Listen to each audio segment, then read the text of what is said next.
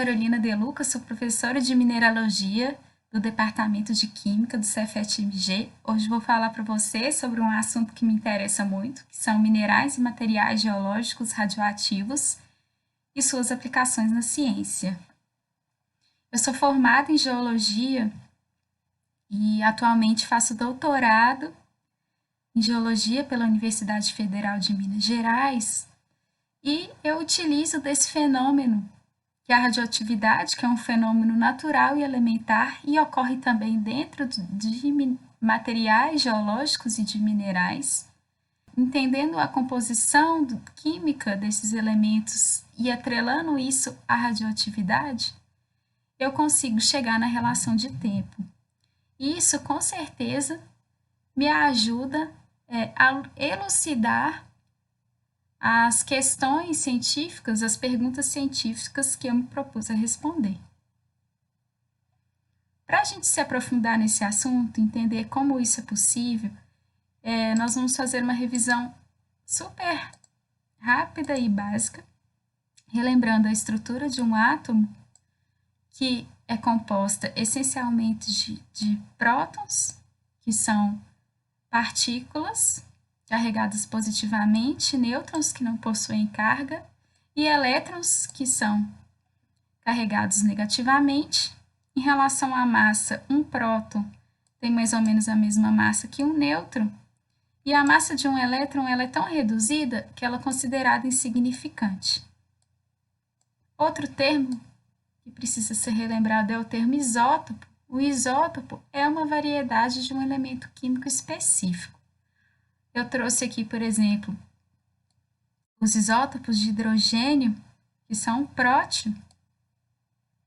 O prótio possui a massa atômica 1. O deutério, que possui a massa 2. E o trítio, que possui a massa 3.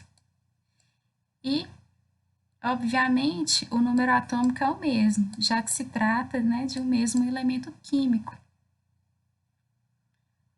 Um termo importante também é o nuclídeo. O nuclídeo é um núcleo específico para cada isótopo, por isso que eu utilizei dessa notação aqui. O que acontece dentro de muitos nuclídeos é que se eles têm nêutrons de mais ou se eles têm nêutrons de menos, eles acabam que em algum momento vão sofrer decaimento radioativo, e por isso eles são chamados de núcleos instáveis. Esses núcleos instáveis, eles podem sofrer 3 tipos de decaimento radioativo, porque eles não querem permanecer instáveis. Então, para que eles tornem-se estáveis, eles precisam emitir energia eletromagnética ou então emitir partícula ou partículas. Então, o decaimento do tipo alfa é aquele que o nuclídeo instável ele expele 2 nêutrons e 2 prótons. Por isso que a relação de número atômico, se a gente comparar do elemento filho, que foi gerado pelo decaimento radioativo, com o nuclídeo pai, o número atômico, a diferença vai ser -2. E em relação ao número de massa, vai ser -4. O decaimento beta, por sua vez, ele expele um elétron. Esse elétron ele é resultado da decomposição de um nêutron. Então, saiu a carga negativa e a carga positiva ela permanece no núcleo, se materializando como um próton. Por isso que ocorre a adição de um número atômico do filho para o pai e o número de massa permanece inalterado. No caso do último tipo de decaimento radioativo, que se dá por captura de elétron, esse elétron introduzido no nuclídeo instável, ele se funde com um próton e se transforma num nêutron. Por isso que o número atômico resultante do nuclídeo filho em relação ao pai é -1 e a massa continua a mesma. Aqui eu trouxe um exemplo de uma extensa sequência de decaimento que parte do isótopo de urânio 238. Esse urânio 238 ele vai decair imediatamente para tório 234, depois para protactínio 234, depois para urânio 234, e assim sucessivamente, através de decaimentos que podem ser do tipo alfa ou do tipo beta. Essa radiação ela pode ocorrer em segundos ou pode demorar milhões de anos para acontecer, até que toda essa cadeia gere o ponto final, que é um isótopo estável, que é o isótopo de chumbo 206. E aí, a partir daí, não vai ocorrer mais decaimento, então. Outro termo que precisa ser relembrado é meia-vida, dado por essa notação. Esse termo ele pode ser ilustrado aqui, se a gente pensar num agrupamento de 8 nuclídeos que são instáveis, e dado um tempo de meia-vida, metade desses nuclídeos instáveis sofreram decaimento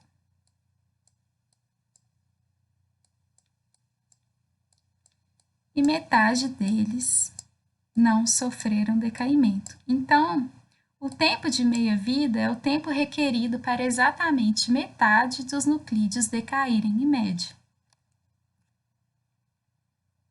Outro exemplo de isótopos, né, que são variedades do carbono, nesse caso, eu tenho o carbono 12 e o carbono 13, que são isótopos estáveis, e eu tenho um carbono 14, que nesse caso aqui é instável, também chamado de radioativo.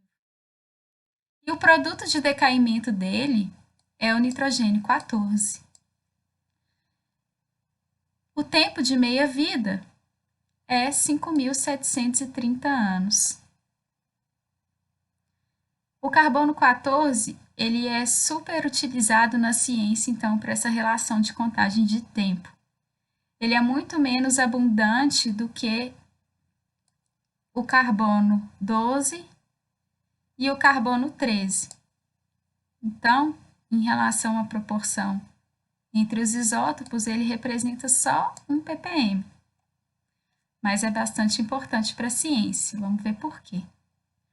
O processo de fixação do carbono 14, ele se dá na atmosfera quando o nitrogênio 14, ele adere a um nêutron e se transforma em carbono 14, por causa da excitação de raios cósmicos. E então a gente chama esse isótopo de isótopo cosmogênico. Então, o carbono 14 ele está presente na atmosfera de forma abundante, dentro das moléculas de dióxido de carbono, e é incorporado a seres vegetais, né, por atividades metabólicas aí de fotossíntese. Outros seres vivos também vão incorporar carbono indiretamente. Por exemplo, uma vaca ou aqui um ser humano que acaba ingerindo esses seres vegetais.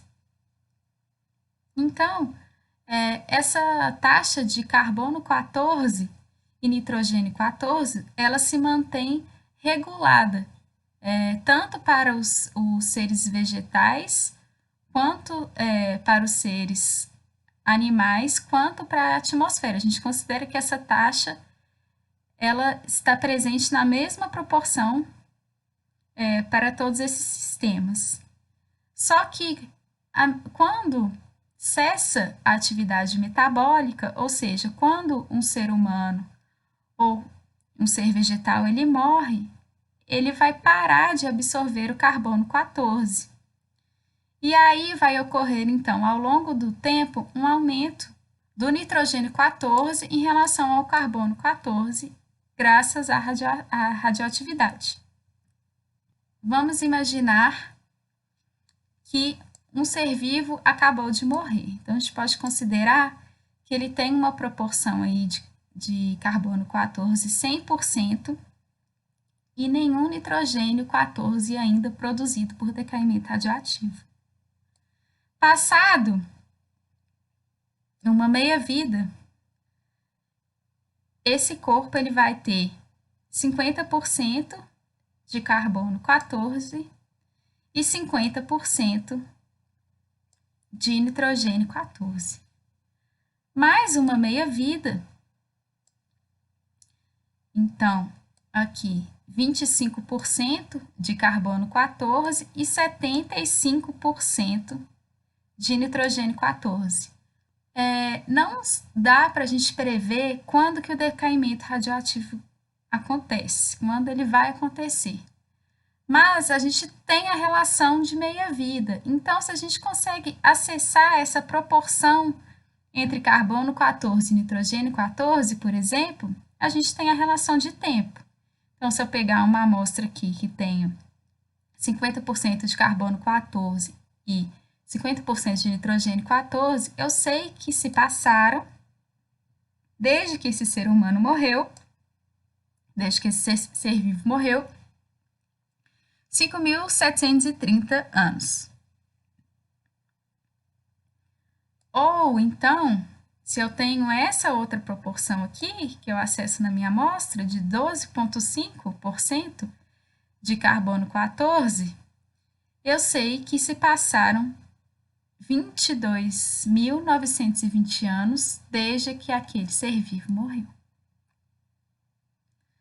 E cada isótopo que é radioativo tem seu próprio tempo de meia-vida, e isso é muito útil. O carbono 14, comparado a outros isótopos, ele até que tem um tempo de meia-vida pequeno. O potássio 40, por exemplo, ele decai para argônio 40. Isso demora um tempo de meia-vida aí de 1,3 bilhões de anos.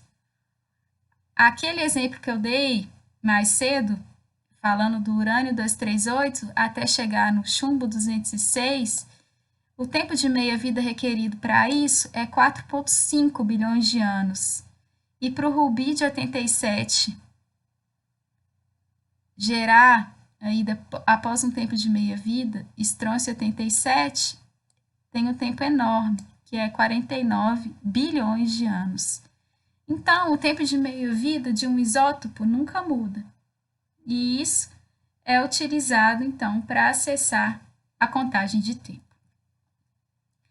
Vários objetos podem ser datados, né? Então, tem esse conhecimento aí da ciência de datação de fósseis, de datação de ossos, de datação de rochas, datação de solo, datação de seres vegetais, de cabelo, datação de conchas e datação de água, por exemplo. Essa cronologia, em termos de anos, a gente consegue, então, entender quanto tempo partindo do presente. Então, a gente consegue acessar a cronologia em termos de anos antes do presente. É nisso que a datação radioativa consiste. Coisas importantes. O tempo de meia-vida do elemento determina qual objeto pode ser utilizado para datação. Então, se você quer datar algum objeto que é muito, muito antigo, é interessante você utilizar, por exemplo, o urânio 238, né? Uma vez que a gente viu que ele tem um tempo de meia-vida muito grande, 4,5 bilhões de anos, né? Então, ele só pode ser utilizado para datar objetos acima de 1,2 bilhões de anos. O carbono 14, ele só serve para datar objetos até aproximadamente 60 mil anos, já que ele tem um tempo de meia-vida bem menor. Outra questão: a abundância do elemento também determina qual objeto pode ser usado na datação. Então, não adianta a gente tentar datar um objeto através de carbono 14, sendo que ele não tem o carbono 14 ou qualquer carbono na sua constituição. Por isso que o carbono 14, ele é encontrado, por ser encontrado em todos os seres vivos, ele é utilizado para datar materiais orgânicos. E o urânio 238, ele é mais comum em rochas e minerais. E ele não é encontrado em seres vivos. Então, é preciso a leitura deste elemento, o urânio 238 e do chumbo 206, para a gente datar uma rocha ou um mineral, por exemplo. Então, alguns exemplos aqui de materiais radioativos, que são verdadeiros cronômetros, eles guardam essa relação de tempo. E muito utilizado, então, dentro do sistema, o urânio 238 e chumbo 206. É o caso da granada, da titanita, da monazita, é o caso do rutilo, do zircão, da perovskita. Observem, dentro das fórmulas químicas desses minerais, que eles não têm urânio nem chumbo na sua composição. Então, o urânio ele é incorporado, esses minerais incorporam o urânio com facilidade. Mas o chumbo 206 não é incorporado com facilidade, né? O que acaba acarretando que o chumbo 206, que vai ser medido lá para frente durante uma pesquisa científica, por exemplo, vai ser puramente resultado do decaimento radioativo, né? Então, ele representa aqueles nuclídeos, filhos que foram gerados pela radiação, pelo decaimento. Para conseguir datar uma amostra, né, não é uma metodologia muito barata, e também requer aí um equipamento de ponta. Nesse caso aqui eu coloquei um espectrômetro de massa por ablação a laser. Ele vai ser colocado encapsulado aqui dentro dessa grande máquina. Essa amostra ela vai ser ionizada, que acaba que essa técnica ela é um pouquinho destrutiva, ela vai fazer um furinho na sua amostra, mas é um furinho bem pequeno, aí, em torno, por exemplo, de 10 micrômetros, e isso vai medir a composição e a proporção de urânio 238, por exemplo, para chumbo 206.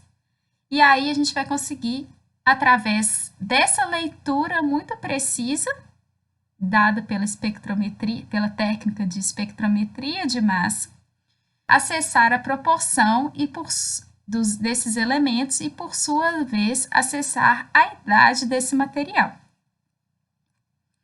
Alguns exemplos dessa aplicação da datação radiométrica na ciência por exemplo, a datação desse fóssil aqui, que é o fóssil de um hominídeo mais antigo, que é chamado de Lucy, não sei se vocês já ouviram falar.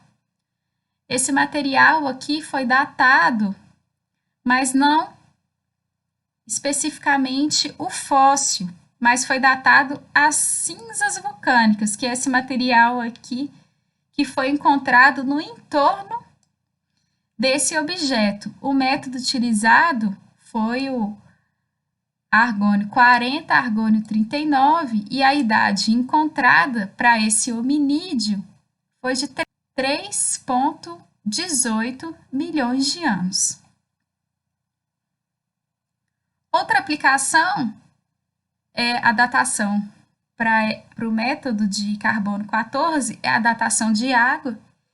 Isso aqui é um exemplo de uma pesquisa, de um projeto de pesquisa que eu participei, ali na região do sul de Minas, na região de Caxambu, em que esse jorro aqui de água, que vocês estão vendo nessa figura, ele é natural, ele ocorre todos os dias em torno de 11 horas da manhã. E essa água expelida aqui da subsuperfície, ela tem características muito peculiares. ela é uma água gasosa, é uma água que tem um sabor peculiar e ela é muito diferente da água que está contida nos córregos ali dentro da cidade de Caxambu. E aí, dentro do projeto de pesquisa, a gente acabou datando essa água e percebeu que essa água é muito antiga. Ela deu uma idade aparente de 43.500 anos. Vemos que essa água, ela não tinha uma relação com a água que cai das chuvas atualmente, é uma água muito antiga, que ela está contida dentro de um reservatório de água profundo, né, que é chamado de aquífero. E isso desenrolou aí em recomendações ambientais de preservação desse aquífero, uma vez que a gente percebeu que essa água faz parte de um sistema que precisa ser preservado, já que é um atrativo turístico e muito importante, por isso muito importante para a região. Outra evidência considerada muito importante cientificamente foi a datação da Terra, que foi dada a partir da datação de um zircão, que é um mineral que foi encontrado lá na Austrália. Esse mineral ele é a peça mais antiga encontrada na Terra até hoje. E acredito que esse slide ele traz, né, a grandeza da aplicação desse método, a sua implicação científica. Idades semelhantes foram encontradas em amostras trazidas de missões lunares, o que demonstra que provavelmente Terra e Lua tiveram uma formação comum. E, então, esse fenômeno, né, da radioatividade, atrelado aí a materiais naturais, como minerais, como materiais geológicos, eles realmente abriram uma cortina, um novo panorama, uma nova forma de ver as coisas através, né, de uma linha do tempo. Conseguir posicionar, por exemplo, eventos, fósseis. Essa coluna, por exemplo, ela demonstra aqui na sua base, até o seu topo, uma complexidade da base para o topo. A gente tem seres muito simples aqui que foram datados a partir de datação radiométrica até chegar aqui no topo. E a gente consegue, então, organizar isso dentro do tempo, né? Desde a formação da Terra, que a gente viu lá, que é considerado em torno aí de 4,4 bilhões de anos, né? Charles Darwin com certeza ficaria muito feliz com isso, assim como a musa maior da química, que é a Marie Curie. Acredito que, graças, né, a seu sacrifício, a sua dedicação, hoje a gente consegue explorar muito o decaimento radioativo para conseguir, então, essa relação do tempo. Espero que vocês tenham gostado e a gente se vê numa próxima, quem sabe.